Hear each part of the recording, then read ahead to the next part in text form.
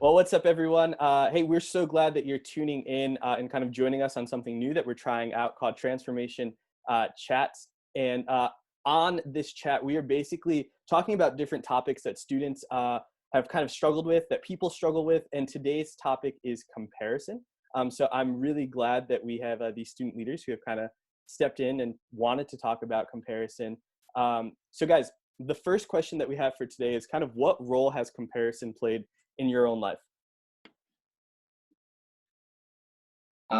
Well, for me, comparison has been not a crazy big factor, but I have struggled with it at times. Sometimes when I see some of my friends prioritizing different relationships and kind of leaving me behind, I tend to compare myself to those friends and think, what do they have that I don't? And then that could escalate into me shaping my own personality around someone else, which never ends up going anywhere. But other than that, I think most of the comparison for me has been comparing my socioeconomic status to others, because my socioeconomic status is not high. So it's always been a struggle, even just in our family, just comparing ourselves to people who have more money or have more opportunities or have more abilities or things to do that I don't. And a lot of times it can go into a spiral of bad thinking. But, Cool. Thanks so much for sharing that, dude. I'm going to take the opposite stand on Attila, where I think that comparison for me has been in my everyday life all the time, not just in certain seasons. Whether it's at school and we're comparing grades, or I went to a private school for a while and we wore uniforms, but even then, that was compared oh, what brand of collared shirt did you have, or what brand of khaki pants were you wearing? And I think also being a twin, it just naturally is a comparison. And I think the different twins that I've talked to agree with this, but Andrew's seen as the creative side of things, and so and I'm seen more academic side, I guess. And I've had people where I'd get a lower grade than Andrew on something, and they're like, Hannah, you're supposed to be the smarter twin. But what is supposed to be? That's just, so comparing myself to Andrew a ton, and other people comparing us too. So I think that for me, it's been in an everyday cycle of things, whether at home, at school, whatever it is.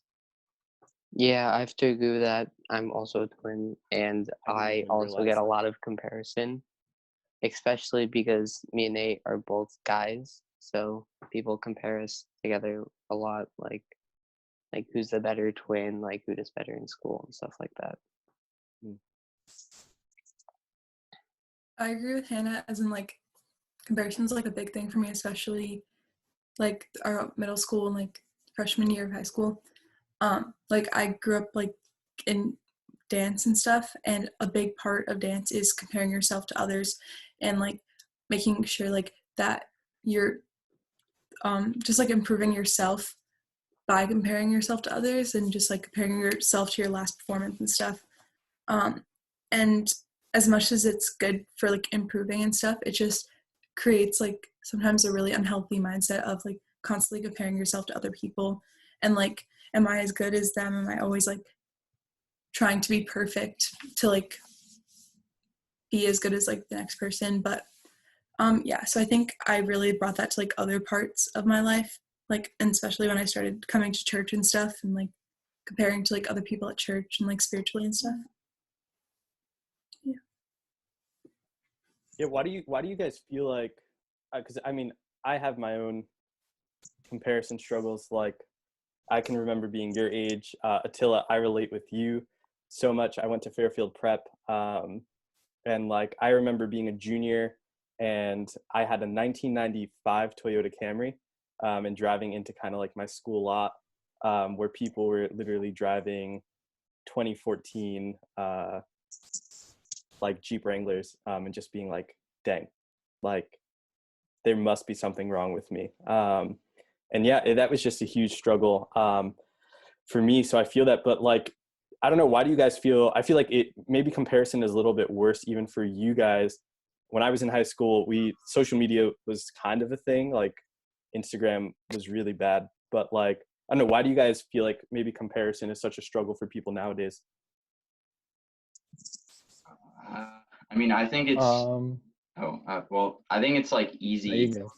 to like be discontent with yourself. I think a lot of times you don't like you think that what you have is not good enough and you constantly want more. You think that you still have to try and be better and fit into the norm that you see around yourself.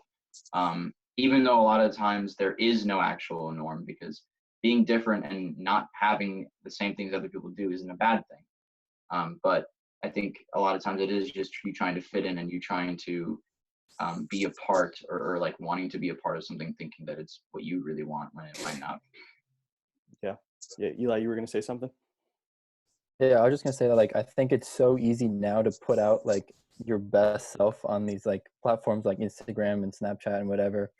And I don't know, I read this one thing once that says basically like when we compare ourselves to like people on like other profiles on Instagram or Snapchat or like those platforms, we're comparing our behind the scenes to everyone else's highlight reels. So like we're looking at their highlights and their like the best things that they're putting their best things, best photos out there, and we're comparing it to, hey man, we know what's going on in our lives and what other people don't know, and we're comparing that to the best part of these people's lives. So that's where it gets really kind of lopsided in the way of comparison. Yeah. That's really good. Lily, you think you got anything, or? Yeah, I was just gonna say, like, kind of hitting off of like what Eli was saying, how like with Instagram and just like platforms like that, or even just like everyday life with school, like you see people at classes or you see people online and like you only see the stuff that like they want you to see. Like they're not gonna show you like stuff that like is going on at home, or just like the stuff that doesn't fit like that cookie cutter, just like perfection and stuff. And I think a big thing of that is kind of just like grounding yourself and like, okay, like this is who I am, like this is like how I want to portray myself to people. And if people don't like agree with that, or like just see me like that way, then like that's not like my fault, you know? Yeah, that's good. Anybody else want to say anything? I think it's also easier with like Snapchat and stuff on like stories to see what everyone's doing and like who they're hanging out with. And it's like really easy to start like comparing your like social status with someone else's, or just like your weekend with what someone else is doing. Like, oh, this person is hanging out with all these people and they're doing all these things and it's really fun, and I'm just like sitting at home right now. But like, yeah, so I feel like it kind of like challenges people to like do the most as you possibly can. Right. I know I gave you guys questions beforehand, but this just came up. Do you guys feel like even kind of maybe in this season, not to focus on kind of the fact that you guys are all stuck inside of your houses, but like, do you guys feel like there's even been moments during this time where you've kind of compared yourself to other people because of like social media and seeing like, oh, like this person seeing this person, or like, oh, like look at what this person is doing, I've been stuck in my room all day? Yeah, definitely. Yeah, you can go, Hannah. Okay. I definitely think that that's been a huge thing, because at least, I mean, again, like Eli said, like we're putting our best face forward on social media platforms. And so I think that like even in quarantine, it's who can be the most productive or who can try the most amount of new things. And for me, who's a person who likes doing things and just like constantly needs to be doing something, I feel like I have a lot of pressure that I've put on myself to start performing and doing even more things now, even though like this is supposed to be a time of rest that we have, and it's like forced rest.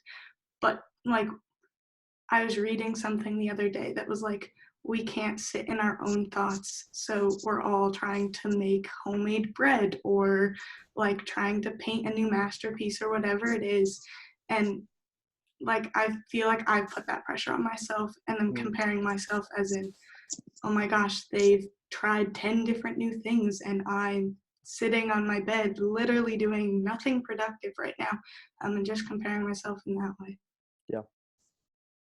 Yeah, I think when I went into this quarantine, I expected it to be easier and like have a comparison decrease in a way, because a lot of it for me has to involve with me not being able to get out versus my friends who are able to get out.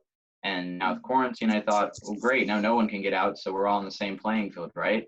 But even if one source goes away, something else has to take its place. And so it kind of evolved into what Hannah said, but also like how far people push the boundary. Like people still go out and get like a drink at Starbucks or like a Dunkin' Donuts breakfast and stuff. Granted, they're not with anyone, so they're still abiding by rules, but they can still do stuff. Or like they can go to a park and go take a walk or rock climb or something, some activity to spend the day with. And I'm still at home doing the same thing every day. And like Hannah said, I feel unproductive. I feel like left behind. And that's just the loop I fall into with comparison, which sucks because I wanted it to get better. But yeah. Not to throw Hannah under the bus, but Oh, right. Hannah, do you want to show what you're drinking? Yeah, I am drinking my Starbucks Attila thing. oh wow, there you go. Literally took a sip and then you said that and I was like, oh good. I didn't see you take. I didn't get the idea from that. I got that from other people who go to Starbucks. Justin. It wasn't Justin.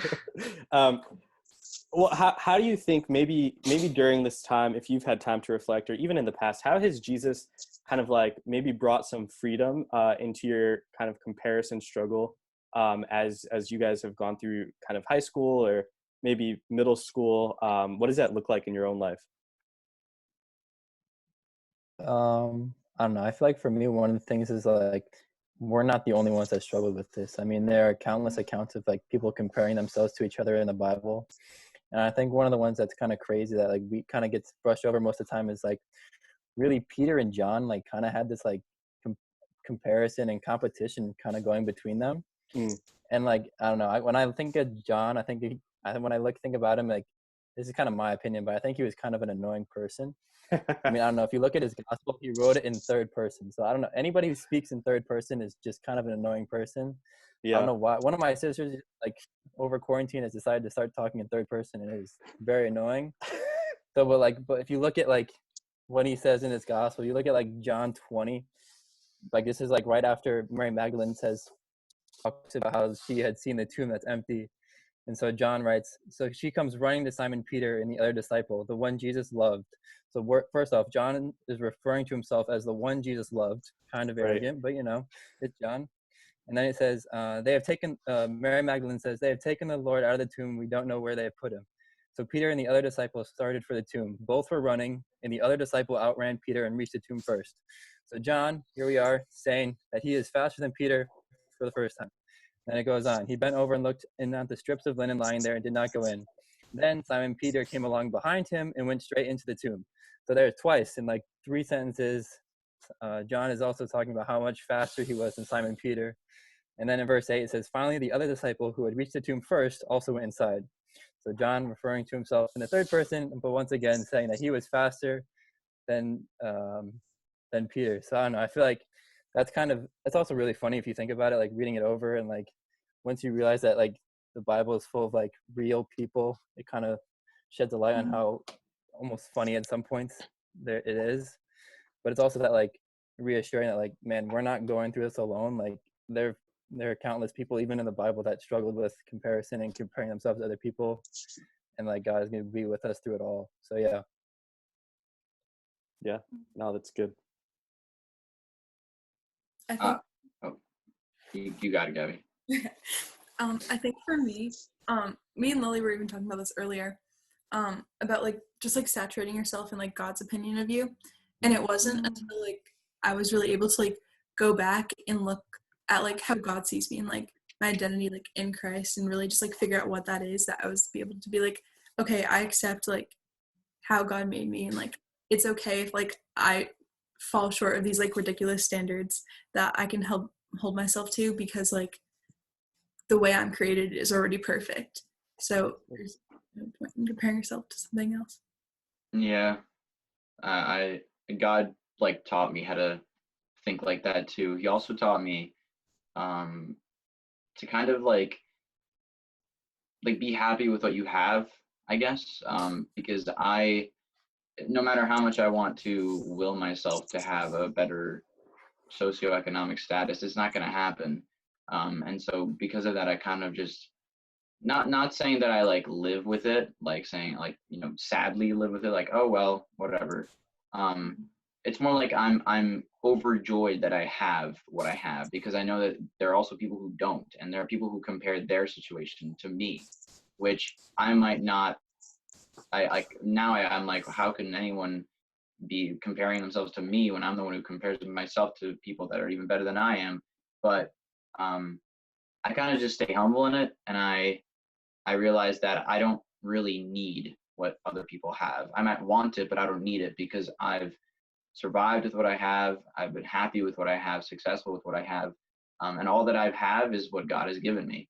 And He's given me enough to go throughout my years in school, to go throughout life so far, being successful, and just being happy. And I mean, what more could I ask for than joy that can't be compared to? So. Yeah, that's good. I think there are two verses that I had just kind of in thinking about this topic that I was reminded of. So in Galatians, I'm trying to pull it up. Galatians chapter 1, verse 10, it says, "Am I now trying to win the approval of human beings or of God? Or am I trying to please people? If I were still trying to please people, I would not be a servant of Christ." And just this idea that men, like when we compare ourselves to other people, like we're actually taking the focus and like putting it on ourselves and the lack that we have, instead of like, man, how can I serve God? And how can I like just kind of like win God's approval, which also is crazy because there's nothing that we can do to win God's approval. Like he literally just loves us. And then the other verse is Romans 12:6. And it says, let's just go ahead and be what we were made to be, without enviously or pridefully comparing ourselves with each other or trying to be something we aren't. And like, man, that's just so crazy that like Paul's literally like, listen, this is just who you were created to be. So like, just be that person. Like, why would you want to be anybody else? Yeah, I think that's really wild, and kind of something that we can sit in. I guess my last question before we kind of end everything, maybe two of you can just kind of like share it. Like, man, what's advice that you would give somebody? And I know Gabby shared a little bit, but what's advice that you could give someone who's maybe struggling with comparison? I think like a big thing for me and like something that I've really like learned just throughout like just starting high school and like going into junior year almost, is honestly just like God like made us all like in his image, right? So like we're not all gonna be like the exact same copy of like this person. Like we can't like follow into the same like footsteps as like another person and stuff. And I think just like a really important thing just to like kind of like rest in and stuff is just like God gives us like our strengths and weaknesses, and like those are all from him, and like they're like uniquely designed and just like perfectly like put into place just for like us. So he's not gonna like give me like the same weaknesses as he could give like Andres or like Hannah or Attila or like whoever, you know? So I think just like a big thing is just like just kind of like grasping that fact that like God gives us like what he gives us for a reason and like a purpose. And like we don't have to like just like envy other people who have like more or less, or like just stuff that we don't have, you know? So Yeah. I think we need to realize too that like it's a process, so it's not, our mindset is not going to switch overnight. Yeah, Which I'm like very guilty of thinking that like, oh, it's fine, it'll just like flip the next day, like I go to bed and I won't have that mindset tomorrow. I heard this quote in a sermon that says, when comparison begins, contentment ends. And knowing that like when we're caught in the mindset of comparison, we're not going to be content with who we are, but like the Lord wants us to be content in our season right now.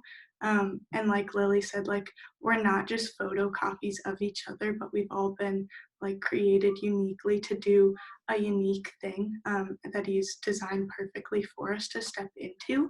And so I think that once we learn and like we have to root our identity in who Christ calls us to be. And once we have that, then we can start to heal from comparison.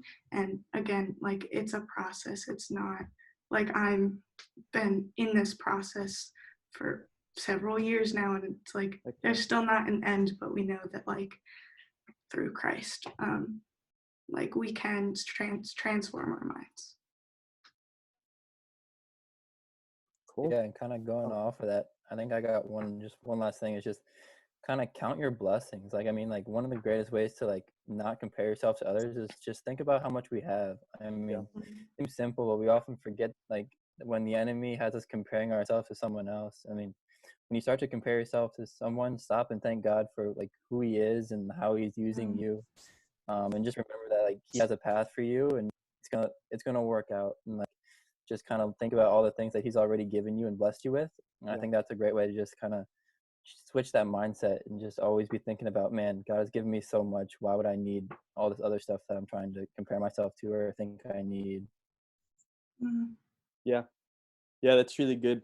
Well, guys, I appreciate you guys so much, and I'm thankful just for you guys being super vulnerable and honest, and kind of open on where you stand with comparison. It's not easy, kind of what Hannah was saying. Man, I am 23 and I'm still going through the process of learning what it looks like to not compare myself to others. And some days it's easier, some days it's harder. But yeah, I love the fact that when we root ourselves in Jesus, man, it makes all the difference, and it makes kind of fighting that battle just a little bit easier. Well, cool. Hey, everybody who's watching on YouTube, thanks so much for watching. And yeah, tune in next week to see kind of who's talking and what we're talking about. We love you guys. And yeah, hopefully we'll see you soon. Bye.